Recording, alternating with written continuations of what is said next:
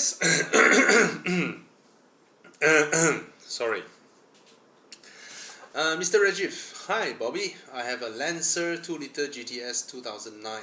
I plan to take a BMW 3 Series, but I think I want to convert to an Evo engine rather than a monthly payment for a car. Converting a Lancer to an Evo 10?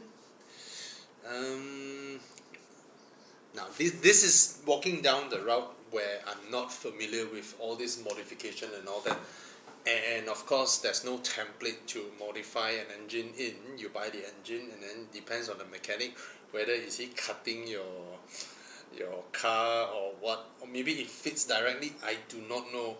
But I believe an Evo will have a stronger or chassis strengthening stuffs in there.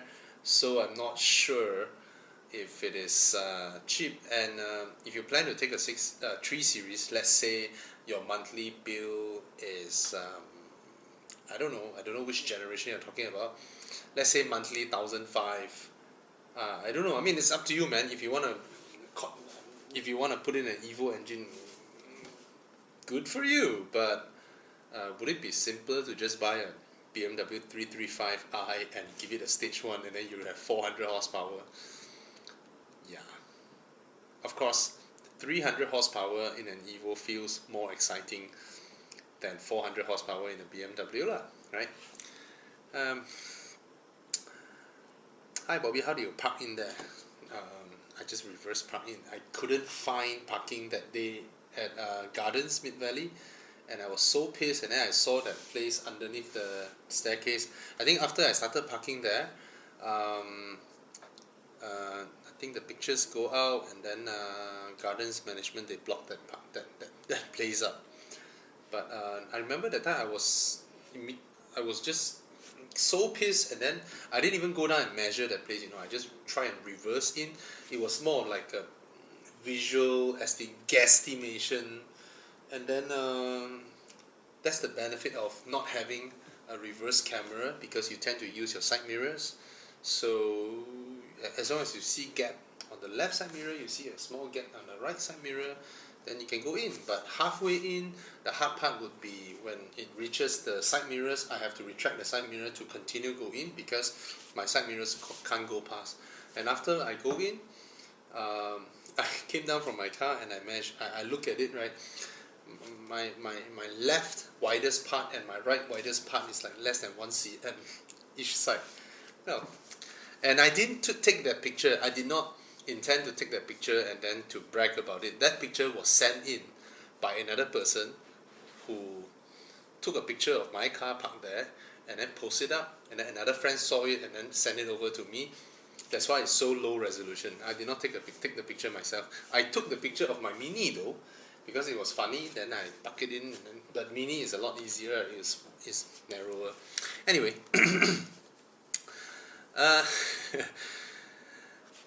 Hi Bobby, this is Mr. Brandon from Singapore. Would you take a 2019 JCW or a 2010 Maserati GT? Maserati GT. Of course the Mini is fun, but the sound of a Maserati, and especially that since you're from Singapore, right? Whatever car you buy, every 10 years you need to pay the COE. It's like, damn. And then the resale value of your cars when it's near the end of their COE is saddening, man. It's sad that Malaysia don't allow us to import used Singaporean cars. If we can, damn, it would be such a bargain, man, to get cars from Singapore. I would go for the GT, because GT is the kind of car whereby you can pay for your COE every 10 years and it's still worth it. It is, in a way, a near exotic.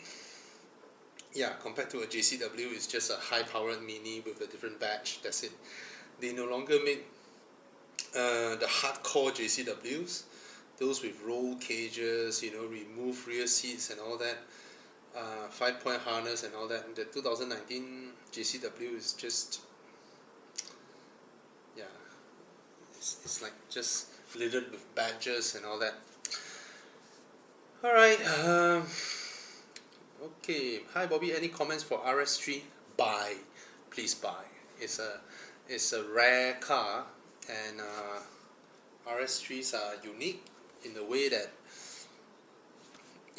only the RS3 and the Audi TT RS and the Audi RSQ3 uses the 5-cylinder 2.55 cylinder turbo.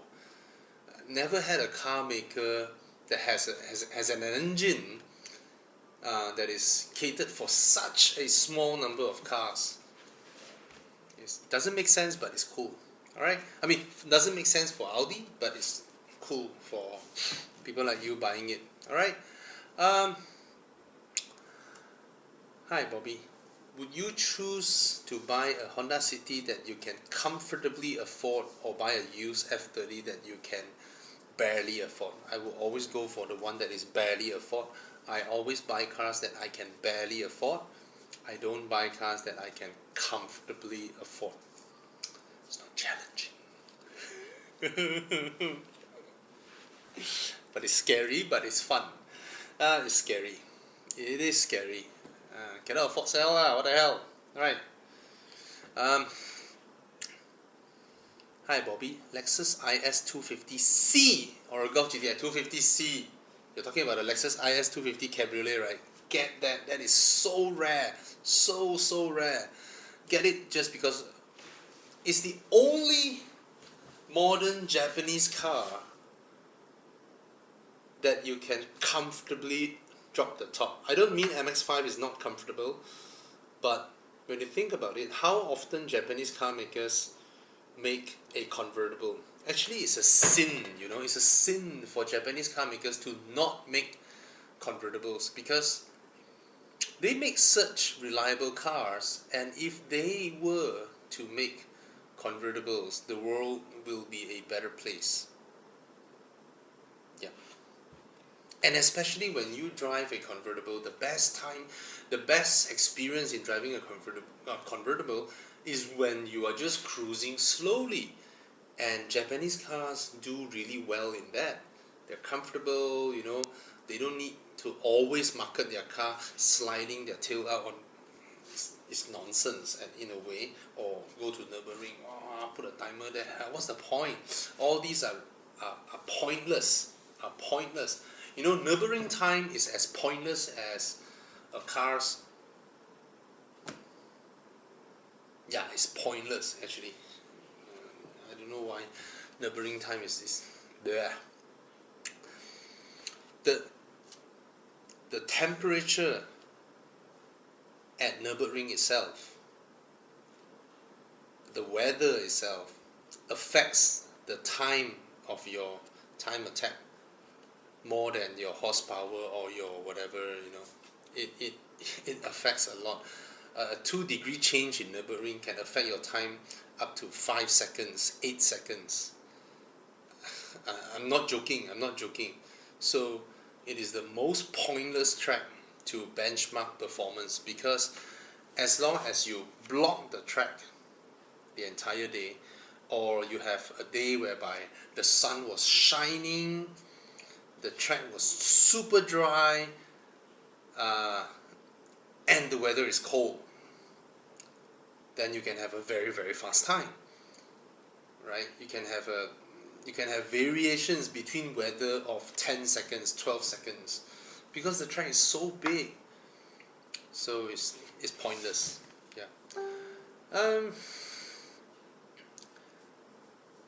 Hi Bobby, I started my job. I'm planning to move up from my Myvi to either a Mark X, IS250, Kia, or E90. Fun for city driving, occasional long drives.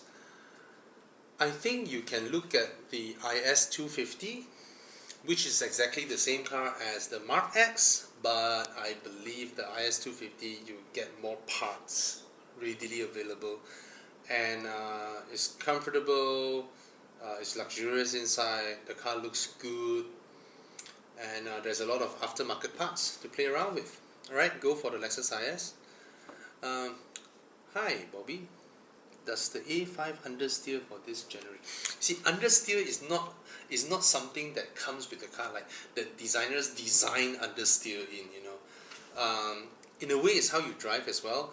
I mean, you give an inexperienced driver a BMW, they will understeer everywhere into corners. So I understand what you're asking.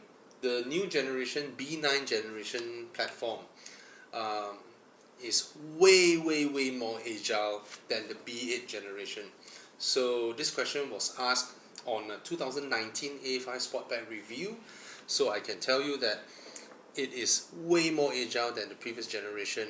It's way more livelier to drive. Alright?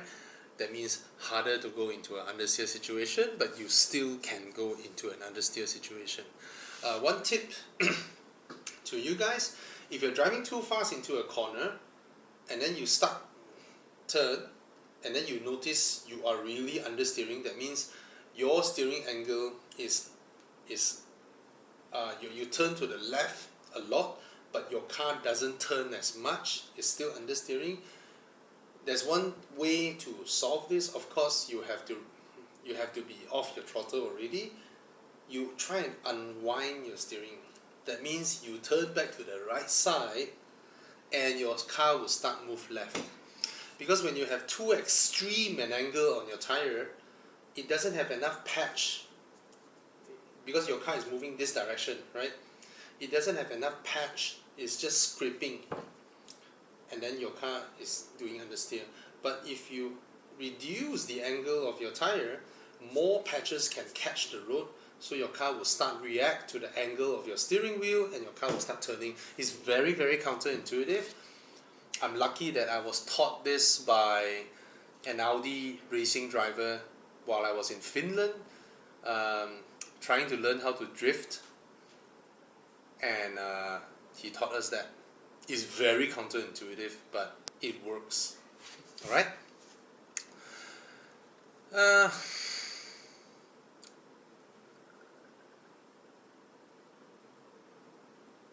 Okay. Hi Bobby, after watch your comments about the 318i is a shitty car. I didn't say the 318i is a shitty car. I said that 1.5 engine isn't that great at all. Compared to the Civic 1.5. I think I said that. So nothing to malu. Why malu? Why you malu? No lah, bro. It's still a BMW, right? You can laugh at people and say that you only pay, how much road tax on 1.5? 60? 70? And do you think I should sell my 318i because I'm planning to buy an XC90? I can actually afford to keep my 318i, but since it's a shitty car and now the value is 100k, consider good value. You see, people who can really afford these cars, he said his 318i is now worth 100k, is good value. That means he has paid off, maybe he has paid off the car, you know. I mean, if you have paid off the car and you don't like the 318, then you sell it, you get 100k back, right? But it's so well maintained. I mean, up to you, man. Up to you, man. Get the XC90 if you want the XC90. It's a brilliant car. Only 15,000 km. I don't know leh. Just use lah. I mean, provided you're telling me that, do you think I should sell my 318i and get an M3? Oh yes, please sell it. You know. But if you're just being malu, come on lah. Nothing to malu, man. Right.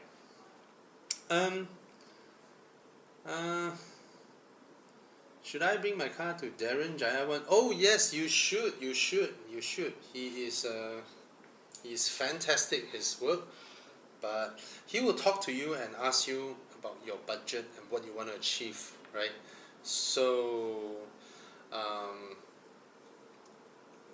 and he will advise you if you wanted something really crazy. Sometimes he will tell you, bro, no point. I know your car is worth this much, blah blah blah. You really want to do this, blah blah blah blah. He will tell you. Okay. Hi Bobby, I just paid off my 2014 Beetle, and Volkswagen is announcing that they're gonna cut the production of Beetle. Should I keep or change it? To be honest, the 2014 Beetle, the current generation, there's so many out there running around And the funny thing is that Volkswagen did not really nail the execution in terms of marketing and the reintroduction of this new generation Beetle really well, especially the Mark II. So it's not a car that people actively out there wanted, like a Mini. So I would say that if you've paid off your Beetle, if you found someone wanting to buy it for a okay price, you can go ahead and sell it and then get something else. Because keeping it, it won't appreciate like a classic or whatever. Yeah, it's sadly it's not well loved, even though I love the dashboard. Okay. Hi Bobby, relatively new Harrier or an older RX? Now the RX is no longer the same car as the Harrier. Back then, when the Harrier first came out in 1998, the Lexus has a version, RX, and Toyota has the Harrier. That was the era whereby you cannot buy a Lexus in Japan. You see, Lexus only got introduced into Japan in 2008 or 9.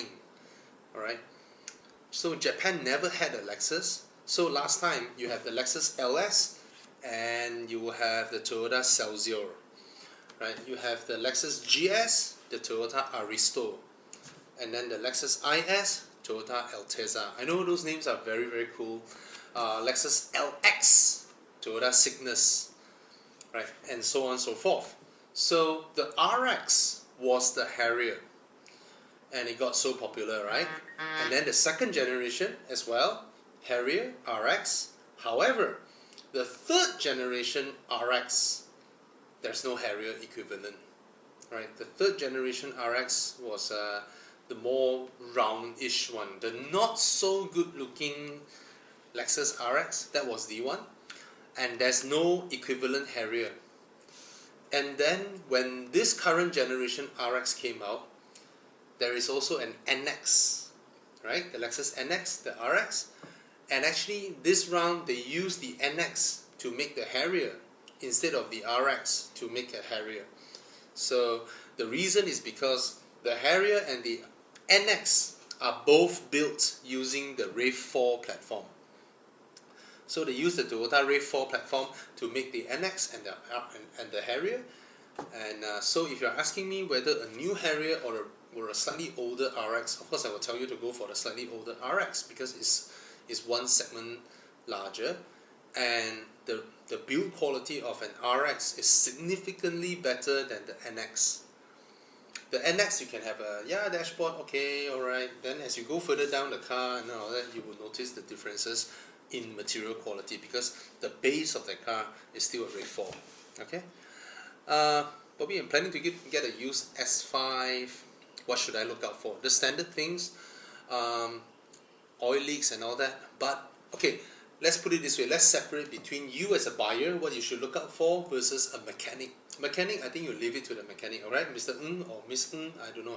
I cannot tell you are male or female from your name.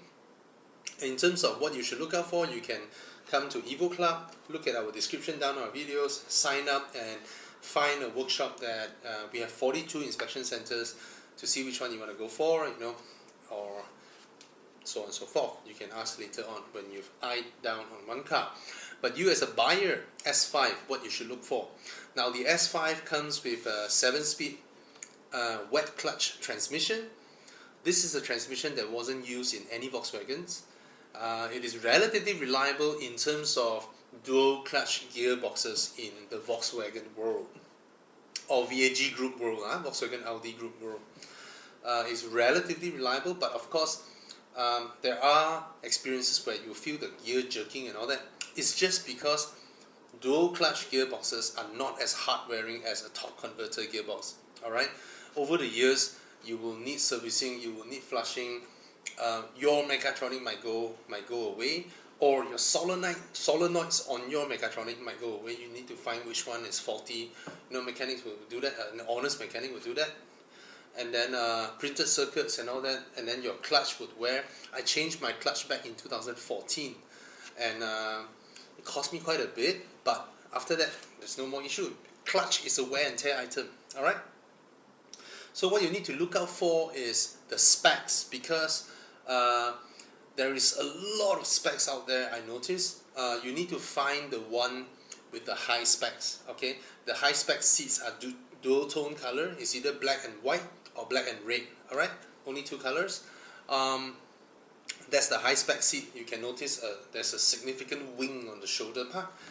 That seat is extremely comfortable. It's as comfortable, it's even more comfortable than some of the Volvo seats. Okay, and your MMI control, the one that controls your infotainment system, if it is behind your gear lever with all the buttons there, is the high spec version. The low spec version, the MMI control is on the dash itself. That's the low spec one. Alright, get the one with the high spec. And of course, if you get with keyless entry, with push start button, that will be a good plus, because that was the era where Audi transitioned from the keys that slot into the dashboard, which I personally like, you know, with the keys that slot in and then you push the key and then it starts the car. I really like that more than pressing the start button. Like now I go into my Audi, right, my key is in my pocket and then I press the start button. You just don't feel as engaging as slotting your keys into the dashboard and pressing it in, you know. I like that interaction. Of course, everybody loves push start button. One very important thing is the sport differential. Now, Audi made the sport differential an optional item, alright, in S4 and S5. So if you're buying an S4 and S5, you must take note that your car has the sport differential. I don't mean everybody will get to use it, because what it does is that when you are cornering at a fast speed and then you notice your car is starting to understeer, right? Sometimes your car will kick in and activate the sport differential. Sometimes you need to activate it by giving it a little bit more throttle. Now don't follow this, oh my car is losing control, Bobby say more throttle, bam, then you crash your car. You will feel it that suddenly your car is understeering. As it starts understeering, the car transfers power to the outer wheel. That means the car don't send as much power to the inner wheel, it sends more power to the outer wheel. So when the outer wheel has more power than the inner wheel, what will happen? Let's say you have a 50-cent coin, because more power means it turns more, right? You have a 50-cent coin and you have a 20-cent coin. You put a thing in between. If you roll them, you will notice the 50-cent coin would gain more track, right, because of the larger diameter. But it doesn't mean that your wheels are different diameter. It's just that this one turns more than this because it has more power, so it helps push your car into the corner. It's a weird feeling, but it works. Yeah, but it's sort of first generation tech. I mean, when you buy an S5, of course you want things like that. Okay, do take note you have the sport differential, and these cars have panel roofs, if I'm not wrong. If your car has panel roof, that will be great as well. And headlamps, there are low spec headlamps and high spec headlamps. Low spec, you don't even see the daytime running lights. Oh, they look like crap. Alright, so yeah, these are the things that you should take note of when you are buying an S5. Okay, the rest, whether you know how to check oil leak lah and all that, leave it to the mechanics, because I can't advise everything here. Alright. Hi Bobby, I'm looking for a weekend car, 150 to 180,000, preferably manual. I have a G30 5 Series, oh sorry, Mr. Nicholas here, and a CRV 1.5 Turbo. I'm looking for something impractical. I like that. 150, 180,000, that's a very good budget to get a weekend car, a car that is fun. You can get an MX-5, drop the top, you will get plenty of fun. Or, let me try. I like this exercise. I like helping people find cars. Or you can get a Lotus Exige. Yeah, but no lah, this Exige is cash buy. 180,000, 2008. Oof. Something is wrong, you know. Recently, all the Lotus got snapped up by people. Very hard to buy. Very hard to find Lotus on all these car selling platforms. Okay, there's a Lotus Esprit, 165,000 cash, but it's at 1999. I don't think you can have fun with it. You're just taking care of the car, bro. 180k budget. Can you top up 30,000? You can get an Evora, a Lotus Evora, 3.5 liter, still available for loan, and it's a manual. I think this will be a brilliant buy. Or an MX-5, or are you able to get a let me see, are you able to get a Boxster?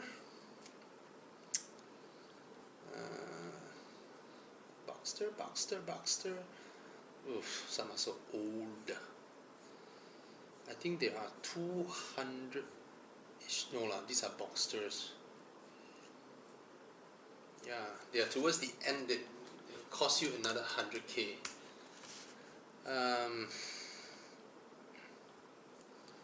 Boxsters will cost you another 100k. What about Caymans? Cayman 210. You can get a 2014 Porsche Cayman, current generation. I mean, one generation before, but it's the same body lah. Huh? Still looks very modern. 210k. So you can get a Cayman. But if you prefer manual, it will be the Evora. Then, yeah. Good choice though. Good choice. Yeah, move through it quicker. Blah blah blah blah blah blah blah blah blah blah blah. Hi Bobby, good video. Quick question. E36 325i manual. Been looking around for a fun car. Yeah, I guess you can say that it's a nice budget, but I'm not sure how the condition. It largely depends on the condition of the car, because if the car's condition is good and you can enjoy the car, if not, you will just be spending time taking care of the car, which might be a bit frustrating, I would say. BMW E36, yeah, 10k, 12k. Get some manual, 10k. Yeah, I mean, if the car runs, if it works, you can have a lot of fun for 10,000 ringgit. Why not, right? Yeah, and parts are readily available, I believe. They're everywhere, but used parts lah. Hi Bobby, I'm a student currently looking at an IS 300 or a Sirocco 2 liter. Budget is around 60 to 70. Is it Sing dollar? You put an S sign there. Could be Sing dollar. Now I have totally no ideas about Singapore's car market, because it's a market that is so distorted by the whole COE system, 10-year-old and all that. So I can't really grasp, you know. But if you're talking about IS 300, is it the current IS 300, a 2 liter turbo? Then definitely go for that, man. Versus a Scirocco. Alright. Hi Bobby, I want to ask, pickup truck can be fun? Yeah. Amount of torque? Yeah. Pickup trucks are fun, to be honest. If you currently own a Myvi, you want to go into a pickup truck, you can do so many things that you can't with a car. You know, you can really go river wading. You can park your truck. You can go Ulu Yam there, find a river, and park your truck in the middle of the river and start fishing. Or you can just chill there. You can do things that you can't with a car, to be honest, a pickup truck. But do take note, a lot of people steal pickup trucks, so be careful with, yeah. And you can trash your truck. It's fun. They're lasting. Tahan lasa. Okay. Hi Bobby, if I bought a used Z4 2013, can I get Evo extended warranty? Yes, you can. 2013 is only 7 years old, so you still can get an extended warranty. Just come to us at club.evomalaysia.com, and then down there you will see the extended warranty. You book your slot on the extended warranty, then someone will contact you for the inspection. They will arrange it for you, and then if you pass the inspection, then you can purchase the extended warranty. If you don't pass the inspection, the booking fee will be returned to you. Alright, but you pay for the inspection. Okay. Hi Bobby, I'm currently using a Honda City, 2013 Honda City. I'm thinking of changing it or keeping it as well. I'm fine. I have in mind a GT86. IS250, blah blah blah blah blah. Maintenance and reliability. Get the GT86, low maintenance, high reliability, fun car. Yeah, go for the 86. Alright, Mr. Selvendran. Yeah, go for the 86. Hi Bobby, Ford Focus Sport 2015, is it a good buy? 2015, is it a dual clutch? Still a dual clutch, is it? Ford Focus 2015 DCT.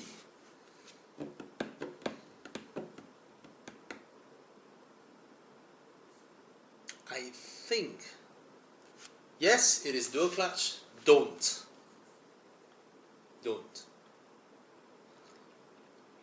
It's a good buy, but it's not a good idea. Reliability, everything else is good except the gearbox will explode. Just don't. Sorry. It's a fantastic car. It's lovely to drive, but yeah, sorry. That gearbox will come and haunt you. Alright? Just get something else. You can get a later date one because all Fords have crap resale value anyway. Get the one with the 1.5 turbo, even though I prefer the 2-liter. Is it called Duratec or something? I love the engine, man. Get the 1.5 turbo, the one with the torque converter if you really like Ford Focus. The handling is superb, fantastic, but it's not the kind of handling that you can't get from other more modern cars now lah. But then in terms of your budget, Ford is exceptional value for, yeah, they depreciate like crap, man. Hi Bobby, I'm currently driving a Passat B7, planning to get an unregistered recon Audi A6. Yes, definitely, even your Passat can join Enduro, blah blah, but bro, no, A6 can join, but why you want to buy a recon unregistered? It's not worth it. Why don't you just buy a used one? Recon cars are used cars as well. Provided you have some special number plates you want to use lah. But I don't think a car that is from 2012 that is still under recon is worth paying the price for, because you are just paying a hefty additional, I don't even know where do you find a recon Audi A6 from 2012. You mean the dealer has kept the car for so long? Let's say they took it in 2015, they kept it for 5 years? Cannot be, right? Or 2012, that means the latest year they can bring it in is 2017, because not more than 5 years. That's I can't search. Yeah, just search 2012, search. Oh yeah, I saw it already. 149,000 recon 3-liter TFSI Quattro A6, genuine mileage. 40,000 km, UK car, genuine mileage. Don't bull me lah. Jack the car up, get it inspected, look at the undercarriage condition, or plug it into a computer, then it will reveal the mileage. Alright, or you can just look at the leather and you can tell the usage of the car. How is it being used? I tell you, normally a 4-door 5-seater sedan like this from UK, exceptionally high miles. Alright, because they always, these kind of cars, people use them. They don't keep them in the garage and not use the car. It's impossible. And sometimes you look at the leather of the car, you can tell whether it's used up or not. Just look at the gear lever, so shiny, right? Look at the steering wheel, so shiny. You know this car is used daily one. The oil from your hand all goes into the steering wheel, it becomes shiny already. Bullshit lah. Absolute bullshit. Moreover, this has the low spec headlamp. This is the low spec projector headlamp, not worth buying. Don't even look at this one. Tada, you shouldn't. Alright, there are a lot of Audi 3 liter TFSIs around. Left 3 only. Oh, okay. Crap. All of them are the low spec headlamp. How come? Why is that so? Audi A6 Search, and yeah, most are the hybrids, right? To find the 3 liter TFSI takes some time, especially all these stupid websites cannot search the engine displacement. Muda can't even find variant. Horrible. 2 liter turbo, 2 liter, 2 liter, 2 liter, 2 liter, 2 liter. No, I don't have to look at anything that is too cheap, right? If it's cheap, it's definitely the hybrid. 3 liter TFSI Quattro, but this one also the low spec headlamp. Yeah, cannot find one with high spec headlamp. The Recon one is Oh, let's see. I found one 2014, about your budget, 140, 150k, and genuine year made, blah blah, full service record with Audi Malaysia, day 1 until now. This is the high spec version, basically having the high spec headlamp, which is the LED headlamp. Has the beautiful wood inserts in the car. I think it's a local car, 150,000, 3 liter TFSI Quattro, 2014. Get this instead. Get this local used car. Is better than getting the Recon 3 liter with a lot of question marks. Yeah. Alright. Just be really careful when you're buying Recon cars. There's no incentive for the dealer to be completely honest with you. Can you stretch your budget? There's an Audi S6 4 liter V8, 190k. Oh, S6 is a totally different story, but of course you have to pay the 8,000 ringgit road tax, 4 liter. Yeah, get the local one, don't get the Recon one. Alright, bro? Mr. Keanu Lai.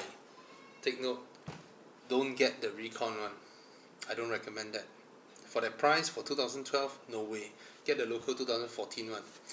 Alright, hi Bobby, your opinion on a 2013 W204. W204 is the previous C-Class, right? I'm not con, I'm not so good in all these codes of cars, you know. W what lah, E what lah. 2000 what? 2013. 2013 C-Class, C-Class. I forgot whether it's still running the CGI engines or not. That's the problem. Again, Muda. That's the problem with Mudas. C250. Is it running a normal 2 liter turbo? No lah. This one W205 already. I searched 2013. Why W205 come out? Okay, C250. It's still the CGI engines, the 1.8 CGI engines, but this is the later version already, the facelifted version. So the facelifted version has a much better dashboard. The headlamps have changed the shape and all that. I think this car can buy, you know. This car is at 80,000 now, not 2013 C-Class is 80,000, the price of a Honda City. And yeah, I think the facelift one can buy because the first batch, the CGI engines, I heard some slight issues with them, but hey, go for it. Get the C250 if you can. Alright, Mr. Ka Shing. Hi Bobby, I'm looking to replace my Nissan Serena 2000, my 2019 Nissan Serena, because I cannot get used to the CVT and it's underpowered. See, this is a classic reason of someone buying the wrong car, right? He just bought the car last year, the Nissan Serena. Of course, maybe visiting some shopping malls, the salesman entice him with all the features in the car. You know, it's a rather okay looking 7-seater, and inside the car you can walk up and down, then your kids like it, then your wife sit on it, feels it's okay, and then you just took the plunge. It happens on, let me tell you this. Then after you drive it for a while, you realize that the car's soundproofing is so poor, going through rough roads is so bouncy. But I don't mean it's a bad car, it's just that he bought a wrong car, meaning he could have gotten something else, or this car doesn't suit him. It might suit some person, but doesn't suit him. So now you're looking at a 7-seater SUV and you're looking at an X5 or a Q7. But X5 is not a 7-seater SUV. Are there? I know outside, I mean in Europe there are options for getting a 7-seater version, but the 7 seats in those are pretty useless in a way. There's no way to search 7-seater option, but then he did mention 2015. Let me help him by searching the year and see. 2015 to 2015. Let's not be too ambitious. Are there any description that says 7-seaters? Oh, there's a 3-liter diesel 7-seater version. Interesting. Are there pictures of the third row? Oh yes.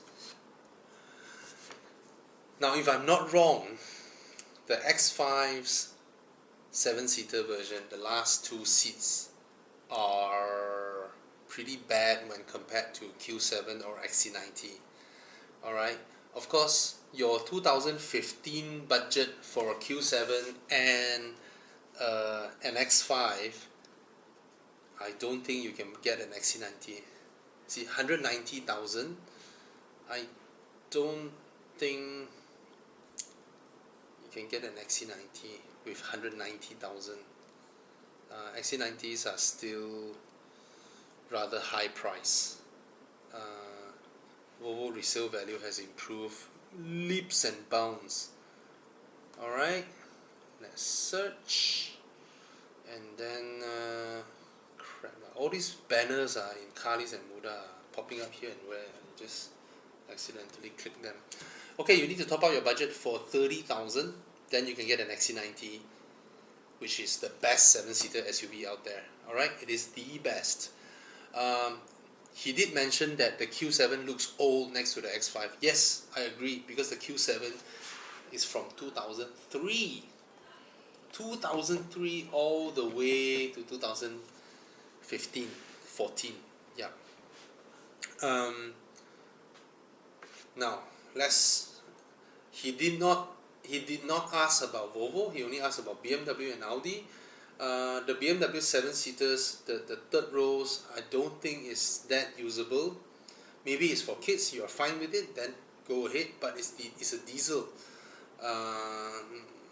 Not exactly suited for our market, and I wouldn't personally recommend the diesel engines in our market, but of course now we have Euro 5 and all that. But 2015 Europe is already on Euro 6. Okay. Then the Q7 third rows is slightly better. Some people prefer the design of the Q7, but compared to the X5 looks a lot more modern.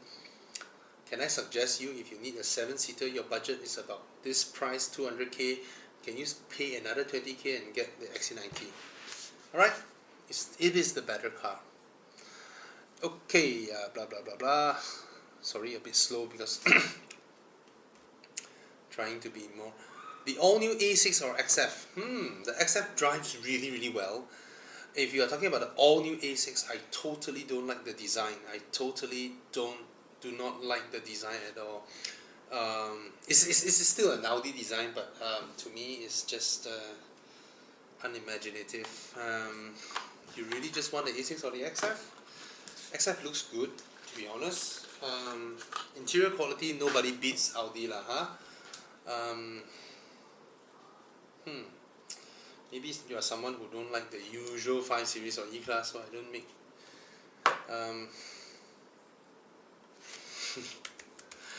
Jaguar XF. I don't even remember how it looks like. Yeah, it's a beautiful car, man. Looks so good from the outside, the XF, and it drives so well. Interior. Actually, why don't you go for the Jaguar? I think it will hold its value better than the A6 because it's rare. Hi Bobby, you deserve more subscribers. I know, but a lot of people don't want to subscribe. What to do? What to do? Okay, hi Bobby, I have a 100k budget. I want to look for a fun 6-cylinder, and please suggest 100k, a fun 6-cylinder. Audi S4, S5 is around that budget, but it's not as fun as a BMW. 100k you can also get 370Z, which is a lot of fun and a lot of road tax as well, but it's only a 2-seater, but you didn't mention whether you want a 2-seater or a 4-seater. 6-cylinder car. What else? Not a lot. Not a lot. YOLO. Not necessarily you need 6-cylinder to have fun, right? Because your budget, you can get some Volkswagens or Meganes and all that. They're all a lot of fun.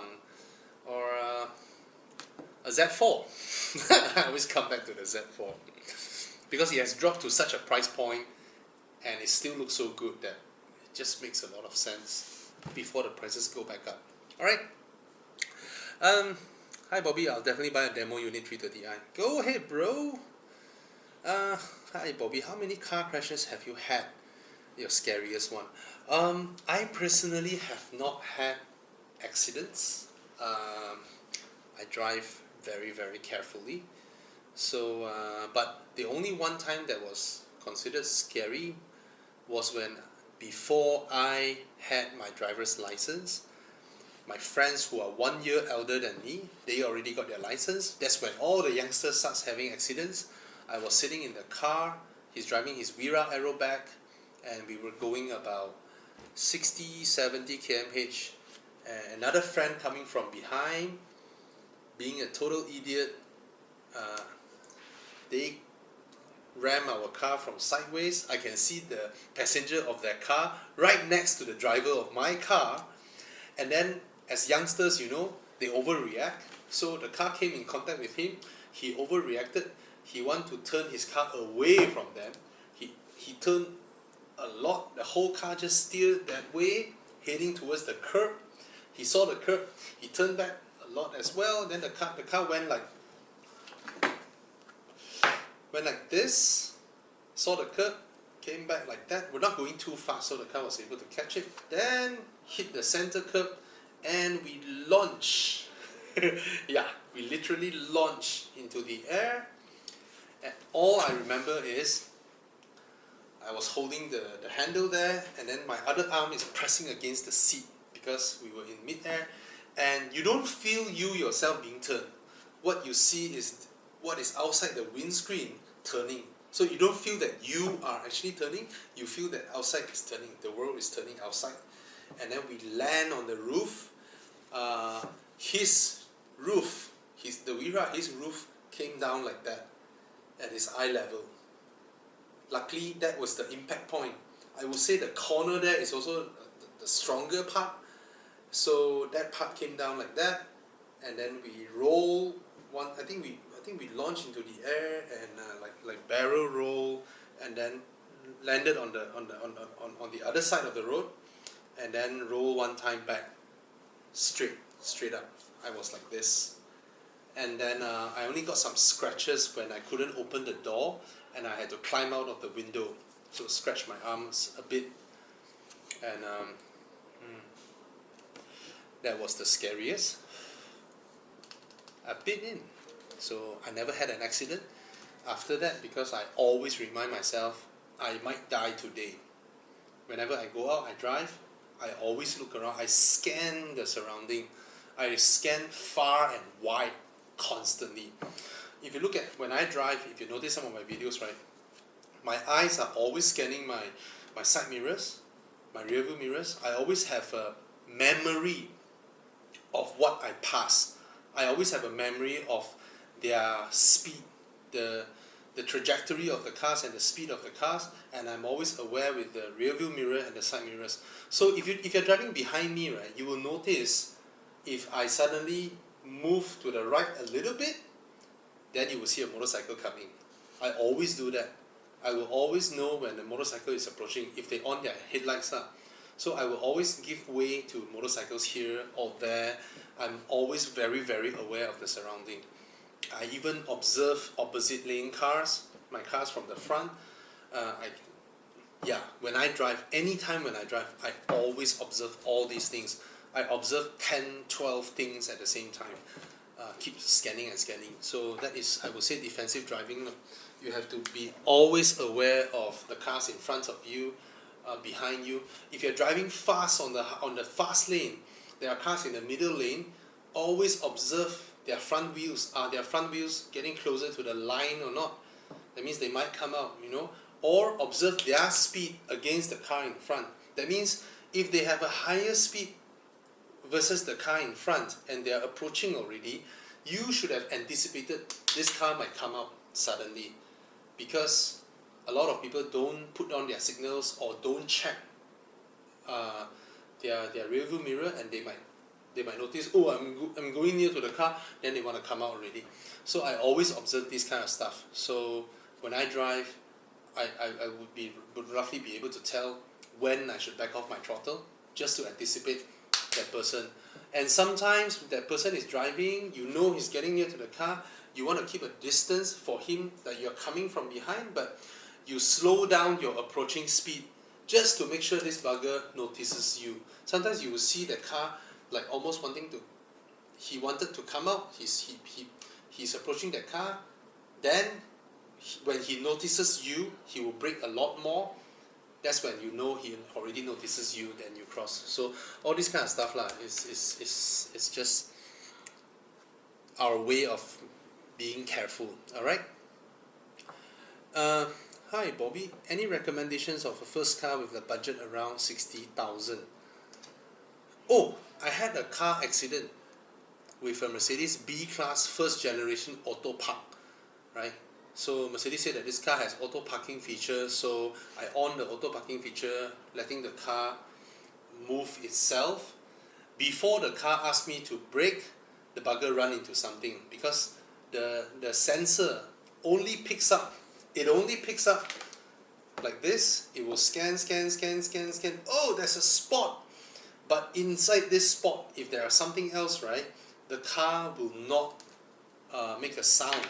It has that stupid proximity sensor, you know. So before it makes a beep, beep, beep, beep, beep, before it makes that, the bugger was auto parking. Yeah, slide down on the bumper. Yeah, that's my only accident. Okay.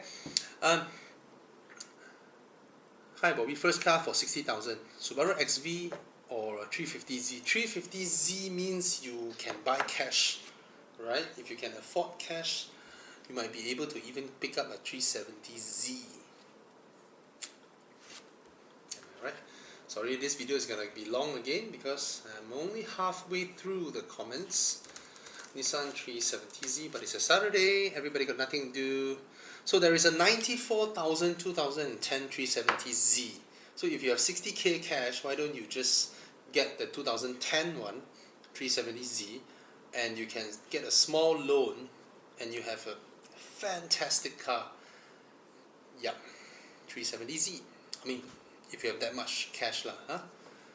Why is the XV against a 350Z? Hi Bobby, do you recommend an SUV or a pickup truck because of the tall commanding view? For 100% city driving, I'm staying in Kuching, Sarawak. So I don't know your budget, but I'm an SUV guy. Of course, sometimes I imagine myself driving a pickup truck, but I really do think that the Japanese car makers that dominate the pickup truck scene in Malaysia, I don't know why they don't innovate with the bed the pickup truck bed. You look at what the American players are doing. They have hidden compartments in the bed. They have ice box. They have a lot of stuff. But the the Asian market that was dominated by Japanese car brands, right?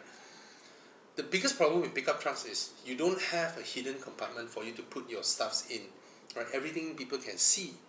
I mean, simple things like lift the rear seats. If the rear seats can be lifted up and there's a nice compartment down there for you to put your bags and all that, and put the seats down so that you don't see, people can't peek into your car and grab your stuff, right? That is always the biggest thing that hinders a normal sedan hatchback buyer into going a pickup truck.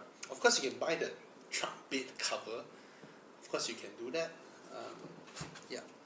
So for me, I'm still an SUV buyer versus a pickup truck buyer, but pickup trucks make so much sense because a lot of people don't realize this. If it weren't for being tax-free, pickup trucks are supposed to be the price point of a 3 Series. Your Tritons, your Rangers, your Hilux and all that, they're supposed to be 220,000, 230,000. It's just because they're tax-free. Okay? Hi, Bobby, 330i or 530e M Sport? Your 530e M Sport budget or your 330i budget can get a 530i. Get the 530i. Hi Bobby, I love the E63 M6 and I will get one soon alongside my E92 M3. Oh, I'll give you a love and a like, Mr. Alex. 4-litre M3 and a 5-litre M6. I clap for you. Hi Bobby, M5 F10 or M6 F13? Of course the M6. Get the M6, but it's about 100,000 ringgit more, right? In terms of used car value. But the M6 is just gorgeous. Please get the M6. Please get the M6. It's just gorgeous.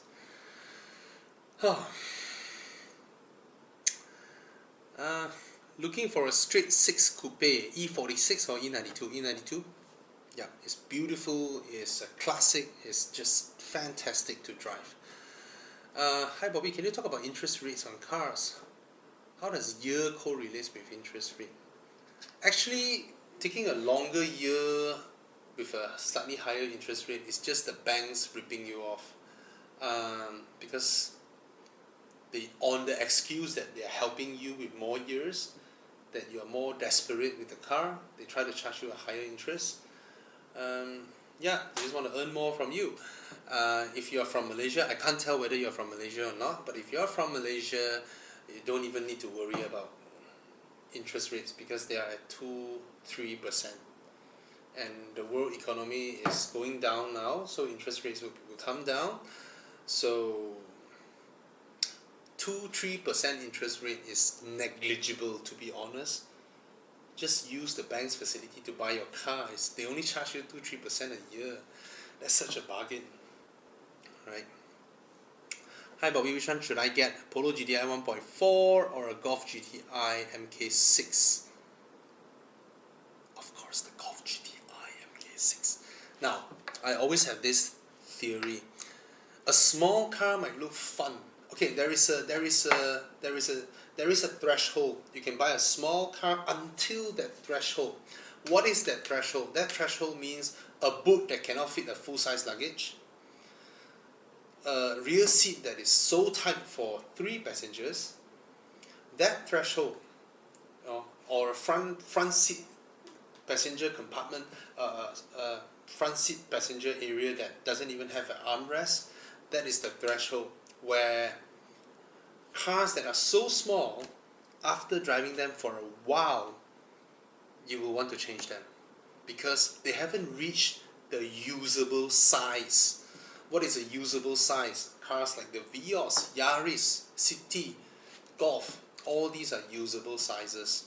So yeah, get the Golf. Okay? Hi Bobby, Passat CC. Oh, I like that car. Or a S60 T5 or a T6, or a 508 2.2 diesel wagon. You have unique taste, bro. Now, out of all these cars, my favorite is the Passat CC. I really love that car. It's beautiful. It's the frameless doors. The handling is the best as well. Out of these 3 cars, I believe Mr. Hardin, sorry I haven't addressed you. You're ready for the maintenance and upkeep of these kind of cars, Peugeot, Volvo, Volkswagen, not the usual stuffs that the usual city vios crowd can accept. Alright, so out of these three, my personal choice would be the Passat CC. But of course, if you go for the S60, T6 or T5, you have a car that has adaptive cruise control and autonomous braking, which is rather practical, and on the highway is a very relaxing thing to have. Now when it comes to the 508 2.2 diesel wagon, it's a fantastic diesel wagon. This diesel engine is very reliable, and it has a huge boot, it's powerful, it handles better than the petrol because the 2.2 diesel 508 wagon has a different front suspension setup than the 1.6 turbo, and it's reliable. So, but it doesn't handle as well as the Passat CC, to be honest. The Passat CC is to me is the prettiest car here. It's also the least reliable here, based on records. But of course, there are anomalies. All right. And in terms of interior, the worst looking one here has to be the S60 interior, and the most, even though the prettiest cabin is the one in the 508, it is the least usable one. I don't think there's a cup holder. Yeah, there's very little space on the dashboard, even though it's a big sedan. Alright. Hi Bobby, amazing content, thank you. But buy a bungalow to park your car, Bobby. I can't afford a bungalow. I can't even afford a landed that I like. I mean, I can afford landed, but not in the area I want, and not the type of landed that I would like. Alright. My favorite landed is those old houses in PJ. Single story, small house, big land. That is my favorite kind of landed, which I can't afford. And for the foreseeable future, I wouldn't be able to afford as well. So buy cars and stay in a condo. Hi Bobby, your thoughts on the DS7? Oh, please buy this car. I'm not sure if it is better than the CX-5 2.5 turbo, but it's certainly prettier because the CX-5 is pretty, but it's everywhere, right? It has become like a blind spot really, but the DS7 is just glorious. It's just beautiful. You have good taste, Mr. Kevin. It's a beautiful car, and yeah man, it's just beautiful. I'm not sure if it is a better buy than a CX-5 turbo, but it's certainly more unique. You drive the DS7 out, you look cooler than a GLC, you look cooler than an X3, you look cooler than a Q5, you even look cooler than an XC60 or a Macan. Yeah, special car. Hi Bobby, would love to get your guidance. I live in a small town in Johor. Your nearest Evo Club workshop is 2 hours away. I would love to get a used BMW F10. Now if you use the word love, go for it. Go for it. Our Evo Club recommended workshop is only those that if you sign up with the extended warranty program, right? So those are in the program itself. Now, if it's 2 hour drive, sorry, it's a bit far, but that doesn't mean you cannot buy your F10, because it's not like you need to go to the workshop every day. As long as during the point where you buy your car, you get it inspected, thoroughly inspected, make sure everything is alright, then you just buy the car. If it's just normal oil change service and all that, right, your local mechanic can do it. They know how to do it. But make sure they have the OBD to plug in and reset your car after they do your oil change, alright? But oil change is like what, 6 months once? Alright? Okay, I'm looking for a used diesel car, 508 GT 2.2 diesel. That's mine. Or an E90 320D. Oh, the E90 320D. It's a powerful diesel. It's more frugal diesel than the 508 ones. And but the car is a lot smaller. Now, okay?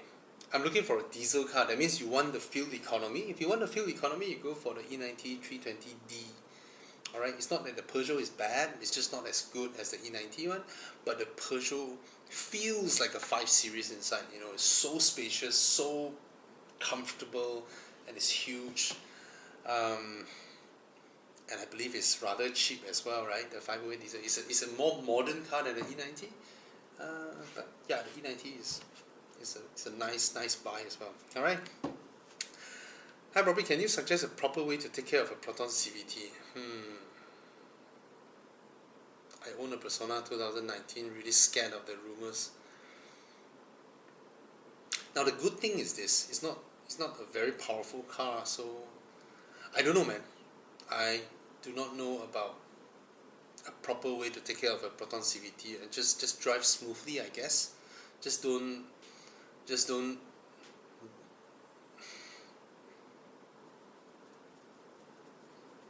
I can't tell you to sell your car. You just bought your car for 1 year, and it's so bad of me to ask you to sell your car. You're gonna lose 20 over 1,000.